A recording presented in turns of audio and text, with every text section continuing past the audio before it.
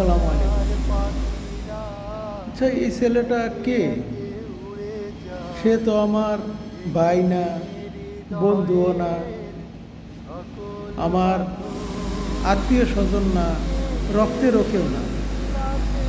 সে আমার প্রতিবেশীও না, এমনকি তাকে আমি কোনোদিন সামনাসামনি দেখিও নাই। তারপরও কেন একে দেখলে এখন চোখে পানি এসে পড়ে?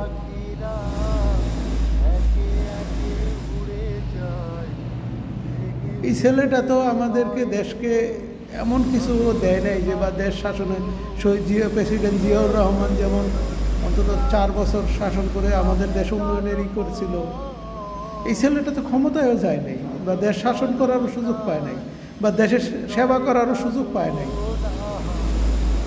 কিন্তু তারপরও কেন তার জন্য সবার মনে এত কাঁদে? কেন?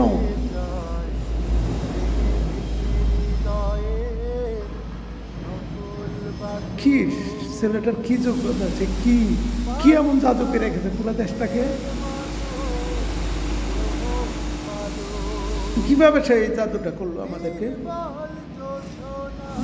কেন তার জন্য আজকে কতদিন হয়ে গেল, কেন টাইম লাইনে তার ছবিগুলি দেখলে, তার হাসি মাখা মুখ দেখলে কেন কান্না আসে? আরে মানুষের প্রাণ খোলা হাসি দেখলে তো সুখী হওয়ার কথা, মনে আনন্দ লাগার কথা, কিন্তু এর প্রাণ খোলা হাসি দেখলে আমাদের চোখ পানি আসে কেন? কি আছে এর ভিতরে? কি জাদু করে গেছে এই পুরা দেশের মানুষকে?